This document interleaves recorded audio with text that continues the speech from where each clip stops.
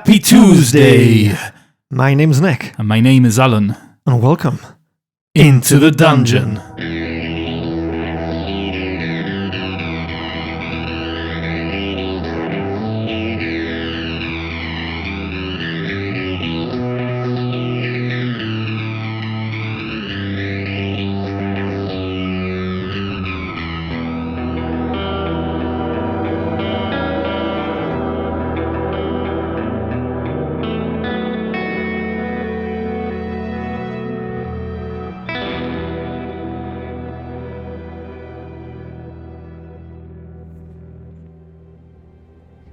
The brothers find themselves entering a large, plushly decorated bedroom with a huge marble bath that takes up one corner of the room.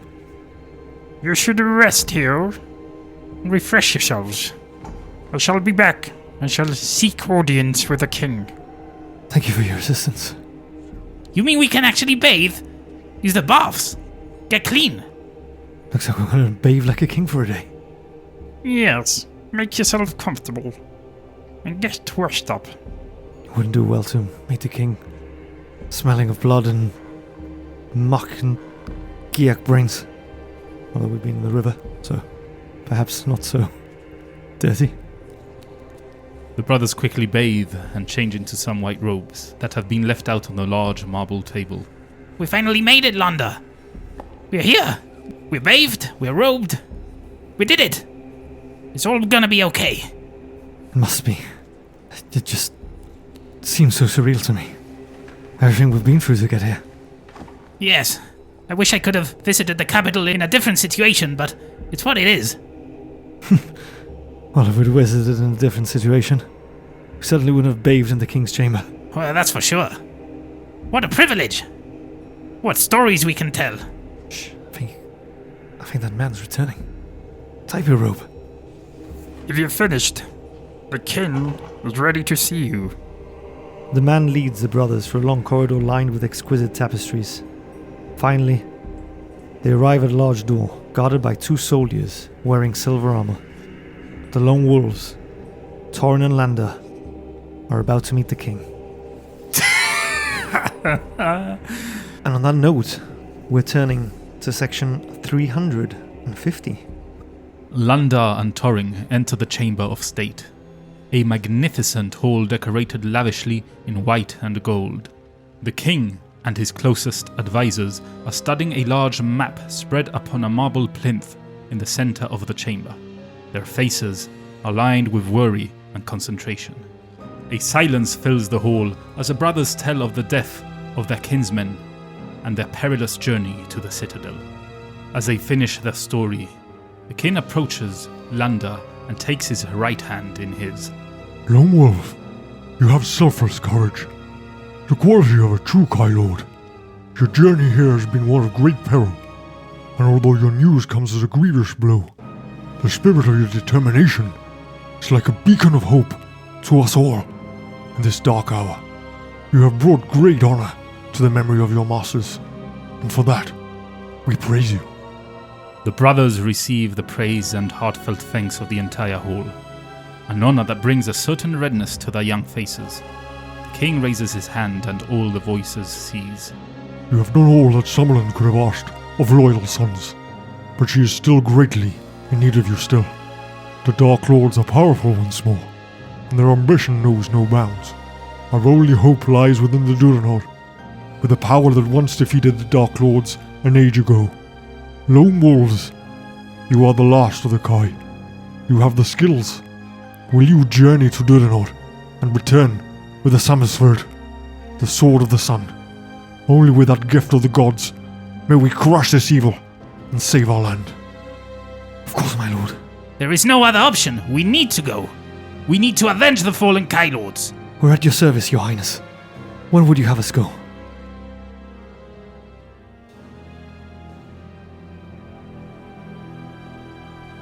That brings us to the end of Book 1, Flight from the Dark. Ooh, not bad for a start. Only the one total failure and an additional KO to Torin, but not too bad. And the book presents us here with a sole option. If we wish to accept the quest of the Samusverd, we are to begin our adventure with Book 2 of the LoneWolf's Adventures, Fire on the Water.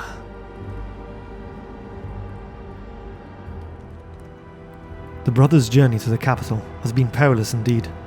The enemy had overrun much of the country and were marching upon Homegard, the capital itself. But despite the many dangers, Lander and Torin fought their way through to the capital and delivered their warning to the King's Court.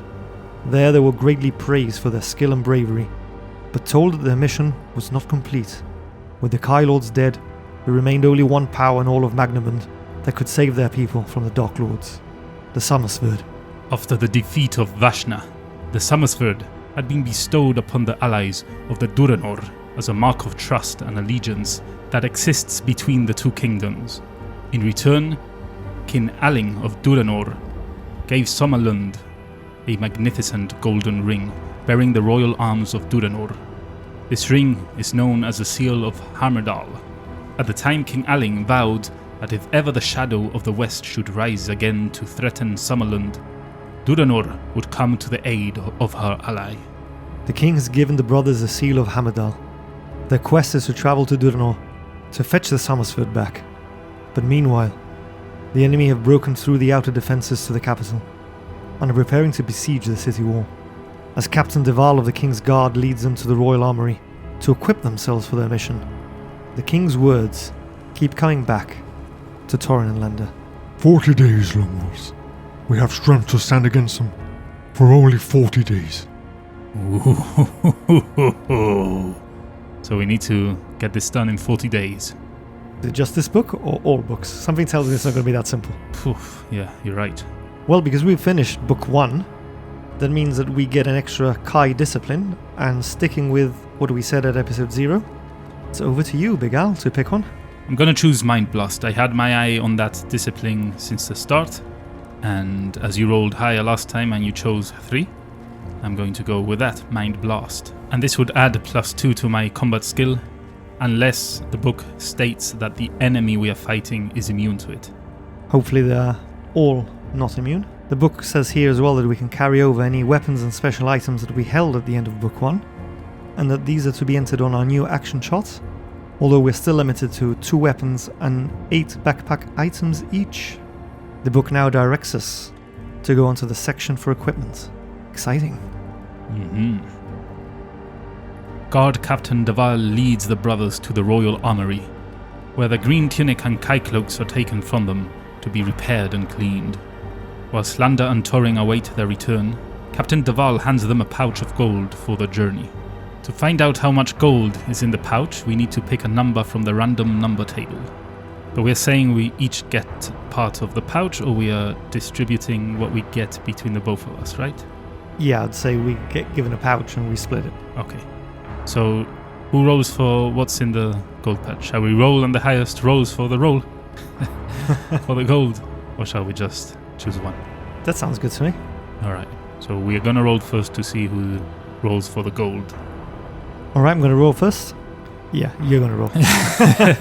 Yeah, that's a 0. I mean, I could draw and then we have to re-roll. Okay, I rolled a 5. So I'm now gonna roll for how much gold we get. Let's hope it's not a 0 this time. Okay, it's 3. So, I mean, I'll get 1 gold, you get 2, because I rolled like shit. No, we get to add 10 to that. Oh, okay, so 13 total. I'll take 6, you take 7. That brings Torin up to 27 crowns, and Lander up to 34. Ooh, look at you. Rolling in the money. On a large table in the center of the armory, a number of items have been laid out for the brothers' choices. We may take any 2 of the following each. There's swords, short swords, meals, chainmail, mace, healing potions, quarterstaff, spear, shields, broadswords, and that's it. So our thinking here is that we each take 2, because as we are anyway doubling the endurance points of the enemies, it's like if we are fighting 2 enemies. So I think if a LoneWolf playing by himself benefits from 2 items, each of us should benefit here from 2 items too. That makes perfect sense to me. Look at all this stuff, Torin. I've got my eye on one of those shields. What are you gonna grab? I've been eyeing up the chainmail. But the shield sounds good too, Lander. Why don't we take one of each? I'm with you on that one. So we agreed we're both taking a shield and some chainmail then. Yeah, our thinking here is that really we don't need meals because you have the tracker feat, or the tracker discipline, I believe it was called, the hunting discipline, where you don't need to look for meals or something like that. When you're instructed to eat, you can just look for the meals. You don't actually need to have a meal on you. I have the healing discipline, so we don't really need potions that much. They would be handy. And you already have the weapon that you need to have based on your discipline. And I don't have the combat discipline that gives you a +2 to your combat skill. So choosing a weapon here doesn't really make sense. I think the most useful items are going to be the shield and the chainmail. Yeah, I agree. The shield gives us a +2 to our combat skill, which means that Torin now has a 17 +2 for Mind Blast, plus an additional 2 for the shield, which stacks you up nicely at 21 combat skill. Oof. Watch out. Giax. And the chainmail gives you an extra 4 endurance points, Alright. Much needed. boosting you up to 24. Nice. Lander, similar story, although not as pumped as you are. He's got a 12 +2 for the axe, +2 for the shield, for a total of 16 combat skill. Not bad. And his endurance points have been pumped up to a respectable 33. Very respectable. Tank numbers there. Have you done with your choice? Follow us. Captain Deval and his guards escort them to the citadel gate, where a small covered wagon awaits the brothers. As soon as they clamber in, the gates are thrown open, and they're hurried away through the crowded streets of Homegard. After a short but uncomfortable journey, the wagon stops, and the driver pulls open the canvas flap. This is the key, my lord. There's your ship, the Green Scepter. As he speaks, the driver points across the quay to a sleek trade caravel anchored near the harbour wall. The first mate's name is Ronan. You'll find him waiting for you across the square of the Good Cheer Inn. Then the driver bids the brothers farewell and quickly disappears into the teeming crowds. The brothers reach the inn to find the front doors locked and the window shutters barred. Now what, Torin? Where's this damn Ronan? Don't budge. I don't know. Maybe he's expecting an attack or something. Why would you shut everything? Well, to keep people out, I would guess. Ronan! Hey, Ronan! Ronan! Open up! It's no use.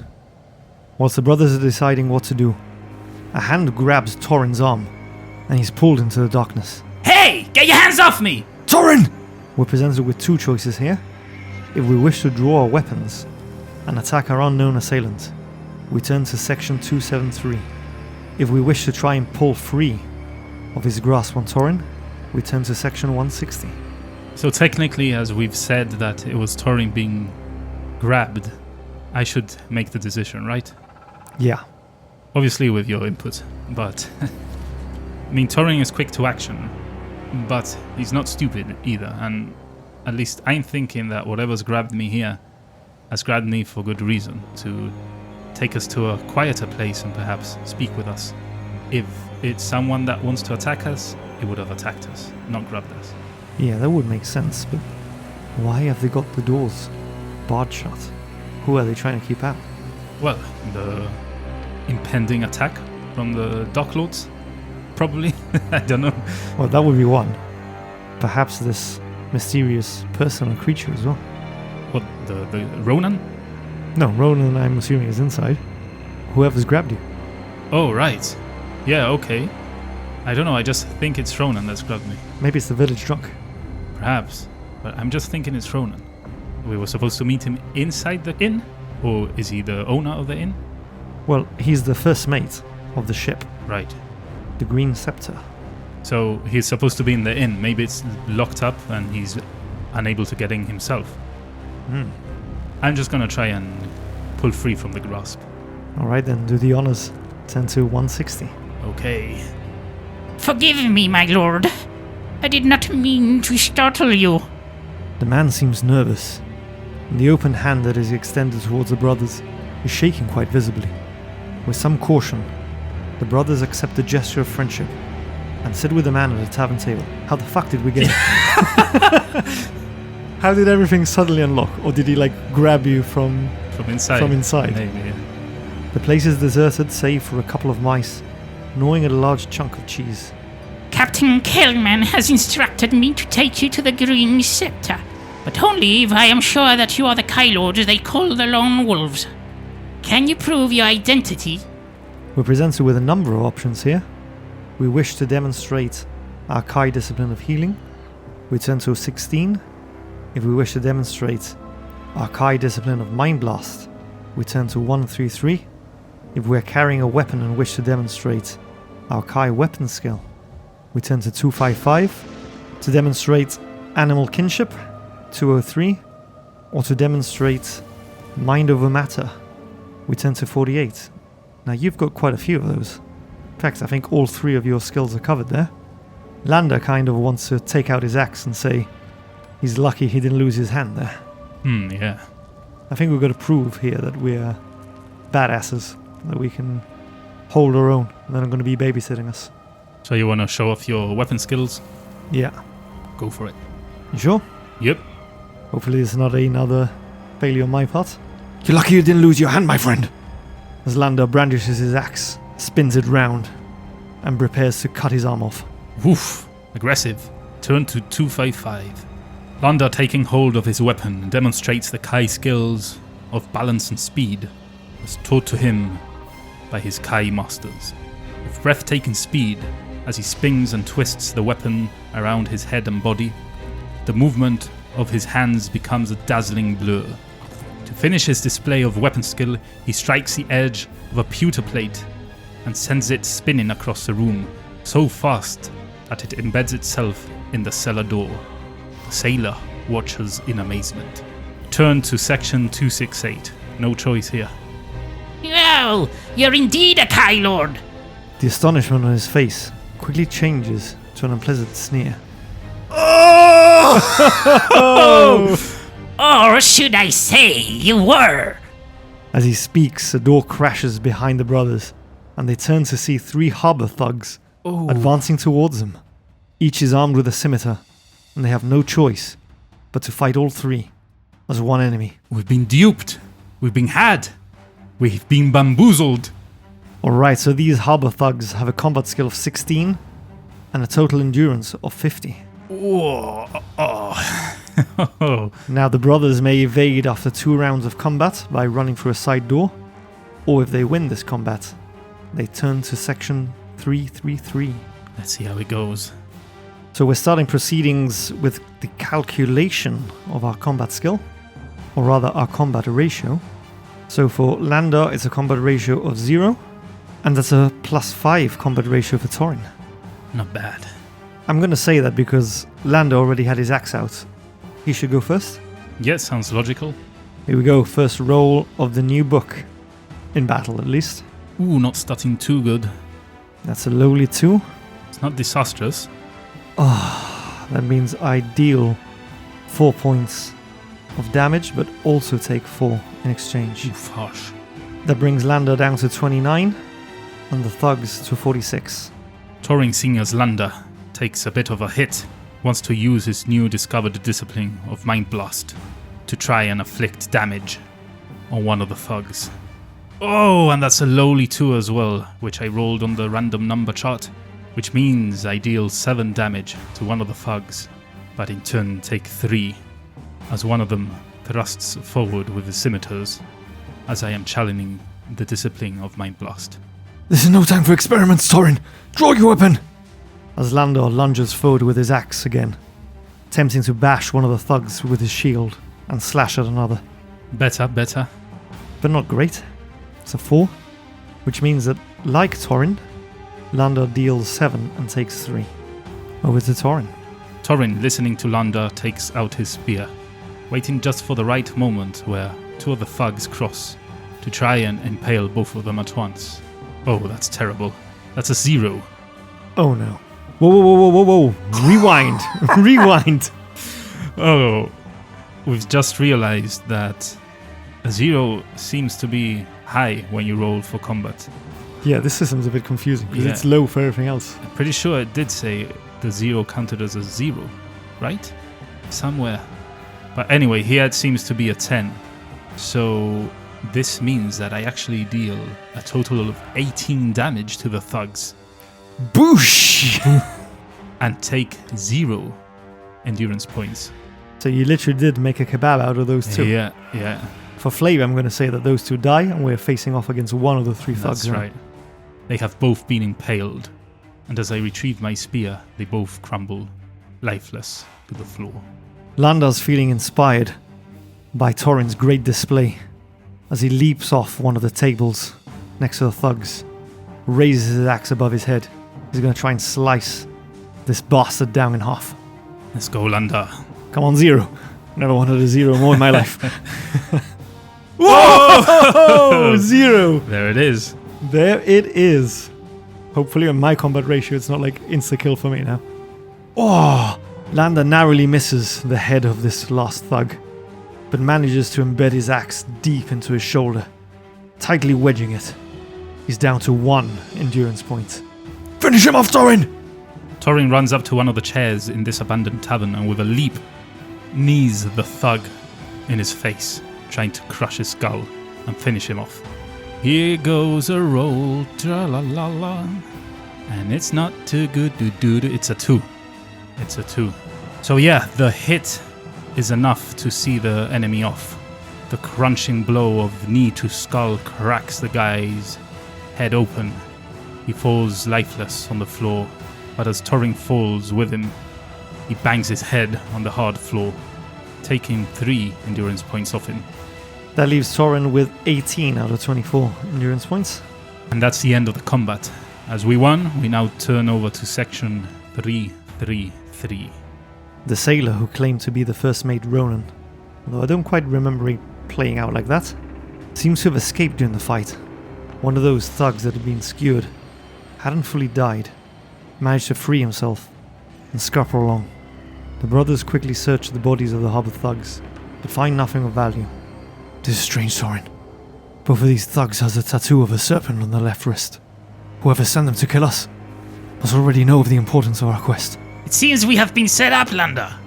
We must be extra vigilant. We can't trust no one. Do you think the guy that drove us here is in on this? I don't know, but we can trust no one. Stand to the side a second, Torin. What's that there? Seems to be somebody. Fear we're too late. Let's see if I can heal him, Landa. He might be alive. Torin makes his way up to him, grabs a body. It's no use, Landa. He's already dead. Must have been murdered. As Torin inspects the body. Here, Landa. Inside the collar of his jacket there's a tag. It bears the name Ronan. This must be the real Ronan, Landa. Alas, we're too late, Torin. Cover the body. The Green Scepter's about 300 yards from where we are. What should we do? There's several small boats. Do you think we should hunt him down? The imposter, I mean. We can't let him get away, Landa. We need to kill him. He might be leading us to their den. Well, we take care of them. The last thing we need is for more of them to surprise us on the road. Or follow us to the Summersword. I fear that whoever sent him already knows of us. Let him take a warning to them. And if they follow us, we'll cut them down. I say we take a boat and travel carefully. We're presented with 2 options here.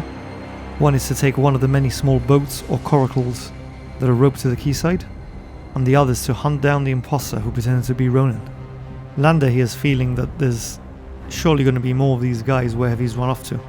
Perhaps his master, another one of those Dark Lords perhaps, and that hunting him down is probably going to do the brothers no favours at this point. Best to take their victory and move on. At first, I think Torin wanted to finish the job, make sure that the guy fleeing is killed and is dealt with, so that he doesn't, tell of what transpired here in this tavern.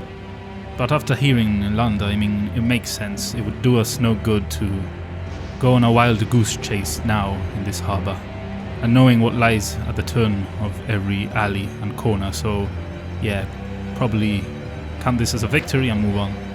Get one of those boats. So we're turning to section 300 then? Yep, section 300 it is.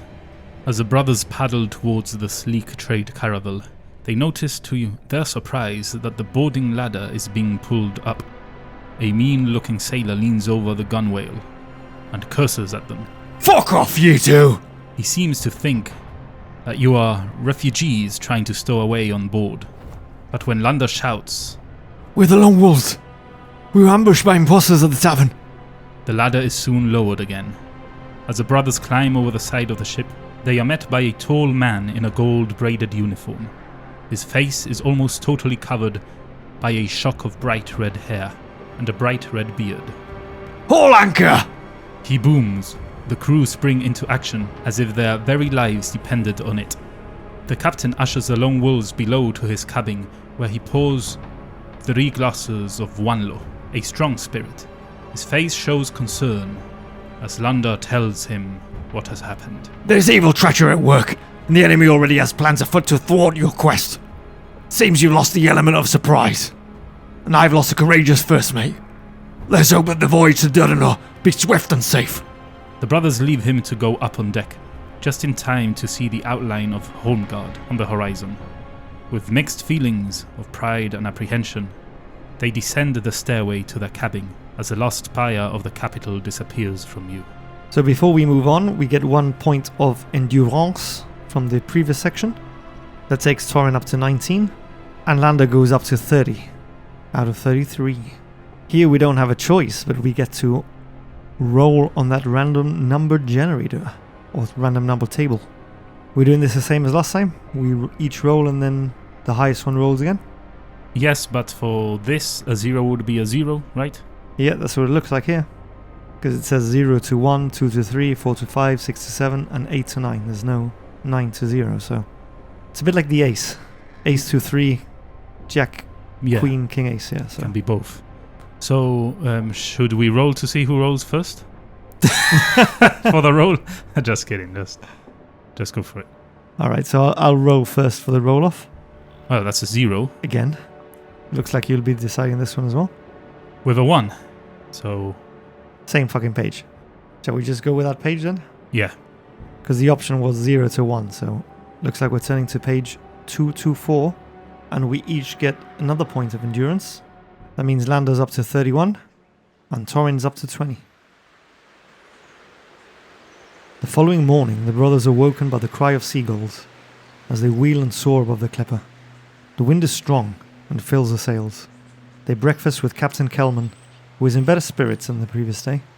He tells them that the Green Scepter is making good speed and should arrive at Port Bax, the main Duranese seaport, within a week. Suddenly, the brothers hear a cry from the crow's nest. Land of port, bow! Land a port! The brothers and the captain climb up on the deck and brace themselves against the fresh sea breeze. That's Manon, the southernmost island of the Kidlundan chain, Says the captain, pointing towards the sharp, rocky coastline in the distance. Wreck Point, that's what the traders call it.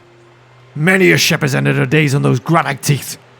Captain Kelman hands Landa an ornate telescope with which to take a closer look. The sharp rocks are festooned with a splintered skeleton of ships that have run aground or were dashed against the shore in a storm. Landa stares in fascination at the shattered hulls, imagining the terrifying scenes of their destruction. Then, suddenly, high above the pinnacles of stone, hovers a black shadow, like a small rain cloud. It seems to be moving towards them. Suddenly, Landa realizes what the cloud really is. It is a swarm of large slan beast, and possibly some cran. The alarm is shouted along the dock. Prepare for battle! If we wish to stay on deck, we ready our weapon and turn to 146. If we wish to return to the cabin, we turn to 34. Are we running or are we fighting? Are we hiding, cowering, or are we charging? I think we're next to the captain. We're the Lone Wolves. We can't hide. No, we can't be seen to be afraid. 146 it is then? Yeah, but we take 1 endurance point back just before this epic fight, which seems to be unraveling. So Torin's up to 21, and Landa is up to 32. Landa was right. The cloud is made of huge land beast, and many cron. A smaller species, but one just as deadly. Hanging below their black bellies are nets full of giaks. Oh shit. As the Zlan beasts descend upon the Green Scepter, a net of shrieking giaks crashes onto the deck behind the brothers.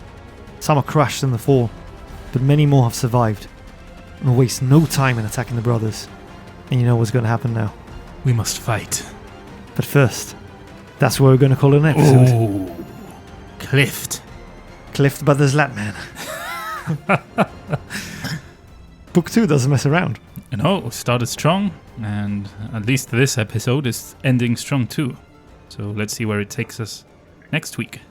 But if you can't wait a whole week to find out how the brothers fare against the Zlan Beast, the Kran, and the Giax, don't forget to visit www.i2td.com and follow the links there to all our good stuff, our social media page, our Buy Me a Coffee, and our Discord. Why not pop by and say hello? Whilst you're on Buy Me a Coffee, why not make a one-off donation and buy us a potion which we will be using as rerolls? And which reminds me, we've got a special shout out to our good friend Neil Ravos, who has kindly donated said reroll. Now that we know zeros are actually mega rolls, we've got to remember not to use it in error now. If you don't want to make a one-off donation, you can also join one of our membership tiers and join one of the Orders of the Magi. One day we'll probably explain what that is all about. And in exchange, you get access to bonus little goodies on there. But basically, by purchasing these potions and joining one of the tiers, it's a way for you to influence the stories we tell and become a part of the adventures we play. And obviously help us grow as a podcast too. But if you cannot donate or wish not to, do not worry, you can still help us out. You can still like our content, leave a recommendation in one of your podcast players of choice, and maybe leave us a like and a follow down on YouTube too. Anything you can do to spread the word of Into the Dungeon will help us, and we thank you very much for it. And now that leads us over to the end of the episode club. The last one standing. Where we give you a password. You use said password in one of the comments sections of the social media platforms where you can find us. And we'll choose a winner, which becomes El Guillo Masfrada for that week. Your comment will live for eternity in our Discord server, in a nice little thread we have going there. So, what is this week's password, Nick? This week's password is imposter syndrome. Care to explain? Well, that cheeky little bugger that pretends to be Ronan after having murdered him in cold blood at the tavern. Nice little throwback to poor old Ronan. Yep. So there you have it, imposter syndrome. Use it in a comment and we'll check them out for sure, for sure. So anyway, thanks for tuning in. Hope you enjoyed that episode, and we'll catch you next time as we delve Into the dungeon.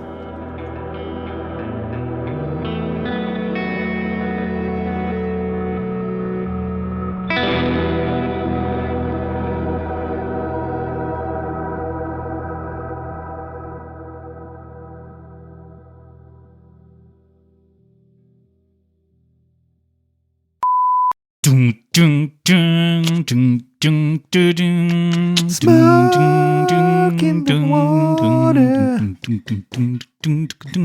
Oh no, it's fire in the water.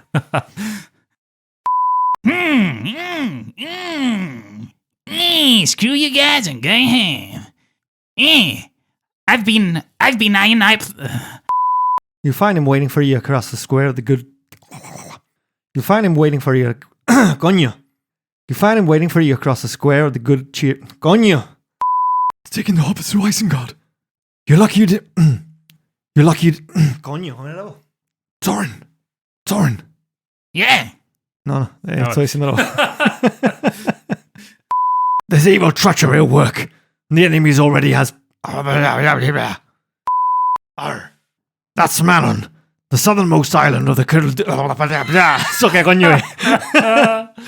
Kirlundin. It is a swarm of large slan beast, slatan. Slatan. It is Slatman. Prepare for battle! Dumplings.